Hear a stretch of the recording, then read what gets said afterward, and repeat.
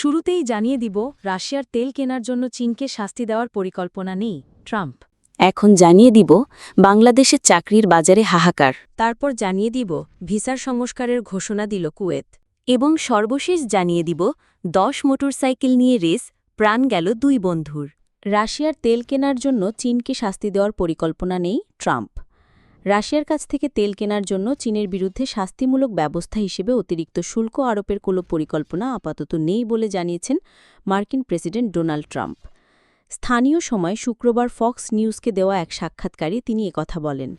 সংবাদমাধ্যমের প্রতিবেদনে বলা হয়, শুক্রবার যুক্তরাষ্ট্রের আলাস্কায় রাশিয়ার প্রেসিডেন্ট ভ্লাদিমির পুতিনের সঙ্গে বৈঠকে বসার আগে ট্রাম্প হুমকি দিয়ে বলেছিলেন, যুদ্ধ বন্ধে পুতিন রাজি না হলে মস্কোর উপর নিষেধাজ্ঞা এবং রাশিয়ার তেল কেনা দেশগুলোর উপর সেকেন্ডারি নিষেধাজ্ঞা আরোপ করবেন তিনি। চীন এবং ভারত রাশিয়ার তেলের শীর্ষ দুটি ক্রেতা। রাশিয়া থেকে তেল আমদানি করায় মার্কিন প্রেসিডেন্ট গত সপ্তাহে ভারতীয় পণ্যের উপর অতিরিক্ত 25% শুল্ক আরোপ করেছিলেন। তবে ট্রাম্প চীনের বিরুদ্ধে একই রকম পদক্ষেপ নেননি।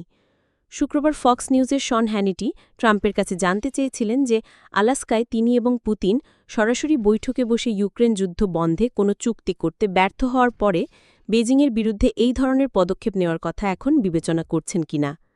জবাবে ট্রাম্প বলেন, আমাদের বৈঠক যে ধরনের হয়েছে তাতে আমার মনে হয় আমাকে এটি নিয়ে ভাবতে হবে না।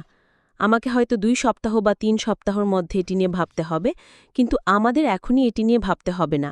আমার মনে হয় আপনি জানেন, বৈঠকটি খুব ভালোভাবে সম্পন্ন হয়েছে। যদি ট্রাম্প রাশিয়া সম্পর্কিত নিষেধাজ্ঞা এবং শুল্ক বৃদ্ধির প্রতিশ্রুতি পালন করেন, তাহলে চীনের প্রেসিডেন্ট শি জিনপিংয়ের ধীরগতির অর্থনীতি ক্ষতিগ্রস্ত হবে। শি এবং ট্রাম্প একটি বাণিজ্য চুক্তি নিয়ে কাজ করছেন, যা বিশ্বের দুটি বৃহত্তম অর্থনীতির মধ্যে উত্তেজনা এবং আমদানি শুল্ক কমাতে পারে।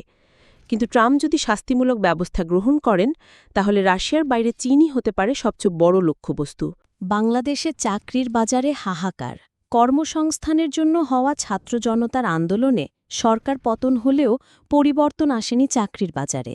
1 বছরের ব্যবধানে বেকার পরিস্থিতি আরও খারাপ হয়েছে। চাকরির বাজারে এখন হাহাকার। 2023 সালের চেয়ে 2024 সালে বেকারের সংখ্যা বেড়েছে 1.5 লাখ। 20,000 টাকা বেতনের চাকরি জোগাড় করতে হিমশিম পরিস্থিতিতে পড়তে হচ্ছে স্নাতক কিংবা স্নাতকোত্তর সম্পন্ন করা তরুণদের। বাংলাদেশ পরিসংখ্যান ব্যুরোর শ্রমশক্তি জরিপের ত্রৈমাসিক অক্টোবর-ডিসেম্বর 2024 প্রতিবেদনে জানা যায়, 2024 সাল শেষে দেশে বেকারের সংখ্যা ছিল 27 লাখ। 2023 সালে এই সংখ্যা ছিল 25.5 লাখ। গত বছর বেকারের হার ছিল 3.65%। গত ডিসেম্বর মাস শেষে দেশের শ্রমশক্তি ছিল 5,89,00,000 নারী পুরুষ। এর মধ্যে পুরুষ 4,74,90,000 এবং নারী 1,14,40,000। গত 1 দশকে কারখানার শ্রমিকের সংখ্যা ক্রমাগত কমেছে। বাংলাদেশ পরিসংখ্যান ব্যুরোর তথ্য অনুযায়ী 2013 সালে শিল্পখাতে শ্রমিকের সংখ্যা ছিল 1,21,00,000। 2024 সালে তা কমে 1,20,00,000-এ দাঁড়িয়েছে। শিল্পখাতে কর্মসংস্থান কমে যাওয়ার সঙ্গে সঙ্গে মোট কর্মসংস্থানও কমেছে। দেশে বেকারত্ব কমাতে বড় আকারে ভূমিকা রাখে প্রবাসে কর্মসংস্থান। 2024 সালে এই হার 22% কমে 10 লাখে দাঁড়িয়েছে। জনশক্তি কর্মসংস্থান ও প্রশিক্ষণ ব্যুরোর তথ্য অনুযায়ী গত বছরের মে মাস পর্যন্ত 4 লাখের বেশি মানুষ বিদেশে কাজের জন্য গেছে।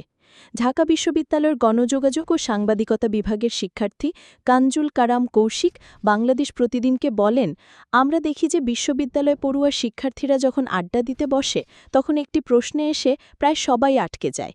প্রশ্নটি হল, পড়াশোনা শেষে ক্যারিয়ার কোন সেক্টরে দাঁড় করাতে চাও? কেউ বলে IELTS করে বিদেশে চলে যাব, কেউ বলে যতই অনিশ্চিত হোক সরকারি চাকরির চেষ্টাই করব, অনেকে বলে বেসরকারি বা যে কোনো চাকরি পেলেই করব। অধিকাংশ শিক্ষার্থীদের ক্ষেত্রেই এই দৃশ্য দেখা যায়। এর কারণ শিক্ষার্থীদের প্রাথমিক পর্যায়ে ক্যারিয়ার নিয়ে উদাসীনতা এবং রাষ্ট্রের অপরিকল্পিত শিক্ষা ব্যবস্থা। ঢাকা বিশ্ববিদ্যালয়ের অর্থনীতি বিভাগের অধ্যাপক ড. মোহাম্মদ শাহাদাত হোসেন সিদ্দিকী বাংলাদেশ প্রতিদিনকে বলেন, দেশের পলিসিগত অব্যবস্থাপনার কারণে উচ্চশিক্ষা প্রতিষ্ঠান প্রয়োজন অনুযায়ী গড়ে ওঠেনি। শিক্ষা অবকাঠামোতে শিক্ষার্থীদের যে বিষয়ে দক্ষতা প্রয়োজন তার ব্যবস্থা নেই। এজন্য বিদেশে যাওয়ার ক্ষেত্রে কিংবা আত্মকর্মসংস্থানের ক্ষেত্রে দুর্বলতা প্রকাশ পায়। তিনি আরও বলেন, প্রতি বছর প্রায় ২৫ লাখ তরুণ স্নাতকোত্তর সম্পন্ন করে চাকরির বাজারে প্রবেশ করছে। এর মধ্যে ১০ লাখ দেশের বাইরে যাচ্ছে। বাকি ১৫ লাখ তরুণের জন্য দেশে কর্মসংস্থানের ব্যবস্থা করতে হিমশিম খাচ্ছে সরকার। টাকা পাচার, আর্থিক প্রতিষ্ঠানের দুর্বলতা এবং বেসরকারি খাতে বিনিয়োগ কমে যাওয়ায় কাজের সুযোগ তৈরি হচ্ছে না। বেকারত্ব বেড়ে যাওয়ায় হতাশ হয়ে পড়ছে তরুণরা। রাজশাহী বিশ্ববিদ্যালয়ের অর্থনীতি বিভাগের শিক্ষার্থী ফাইন হোসেন বলেন, সরকার বাজার নিয়ন্ত্রণে ব্যর্থ। প্রতিনিয়তই দ্রব্যমূল্য হু হু করে বাড়ছে। দেশের সরকারি চাকরিতে ১১ থেকে ২০তম গ্রেডে যে বেতন কাঠামো, সেটা দিয়ে বর্তমানে বাজারে চলা খুবই কঠিন। এই উভয়মুখী চাপে দেশের মেধাবীরা দিবিভক্ত। রাজশাহী বিশ্ববিদ্যালয়ের ক্যারিয়ার কাউন্সেলিং অ্যান্ড ডেভেলপমেন্ট সেন্টারের পরিচালক অধ্যাপক নুরুল মোমেন বাংলাদেশ প্রতিদিনকে বলেন, দেশে চাকরির বাজার হতাশাজনক। প্রতি বছর বহু গ্র্যাজুয়েট বের হয়, কিন্তু কর্মসংস্থান সেই তুলনায় খুবই নগণ্য। আরও হতাশার বিষয় হচ্ছে, বহু সংগ্রাম করে এই গ্র্যাজুয়েটরা যখন কোনো চাকরিতে প্রবেশ করছে, তখন অধিকাংশ ক্ষেত্রে খুবই সামান্য বেতনে চাকরি করতে হচ্ছে, যা দিয়ে একটু সচ্ছলভাবে জীবনযাপন করা চ্যালেঞ্জিং। প্রায় ১০ বছর আগের পে স্কেল কাছামোই চাকরিজীবীরা বেতন পাচ্ছে, কিন্তু এই দীর্ঘ সময়ে জীবনযাত্রার মান অনেক পরিবর্তন হয়েছে। ভিসা সংস্কারের ঘোষণা দিল কুয়েত। কুয়েত কয়েক দশকের মধ্যে প্রথমবারের মতো বড় ধরনের ভিসা সংস্কারের ঘোষণা দিয়েছে। নতুন নীতির ফলে বিশ্বের প্রায় সব দেশের নাগরিকদের জন্য দেশটিতে প্রবেশের সুযোগ সহজ হবে। তবে গাজায় হামলা ও দখলের কারণে ইসরায়েলের নাগরিকরা এ সুবিধা পাবেন না। কুয়েত ভিসা প্ল্যাটফর্ম নতুন প্রবেশ ভিসা শীর্ষক উপস্থাপনায় জেনারেল ডিপার্টমেন্ট অফ রেসিডেন্সির colonel Abdul Aziz Al Kandari ৪ স্তরের ভিসা ব্যবস্থার রূপরেখা তুলে ধরেন। সংশোধিত কর্মসূচিটি কুয়েত ভিসা প্ল্যাটফর্মের আওতায় আবেদনও সহজীকরণ করা হয়েছে। এই ব্যবস্থাটি যোগ্যতা, জাতীয়তা এবং পেশা অনুযায়ী পরিবর্তিত হতে পারে। ৪ ধরনের ভিসার বিবরণ তুলে ধরা হল। সীমাবদ্ধ প্রবেশাধিকার ৫২টি দেশ।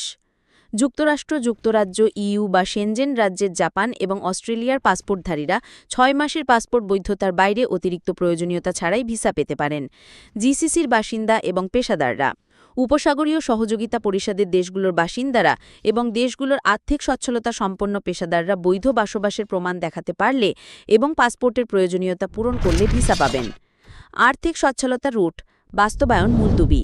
তালিকাভুক্ত নয় এমন দেশগুলোর দর্শনার্থীরা ব্যাংক স্টেটমেন্ট, হোটেল বুকিং এবং ফেরতযোগ্য নিরাপত্তা জমার মাধ্যমে আর্থিক সক্ষমতা প্রদর্শন করে আবেদন করতে পারেন।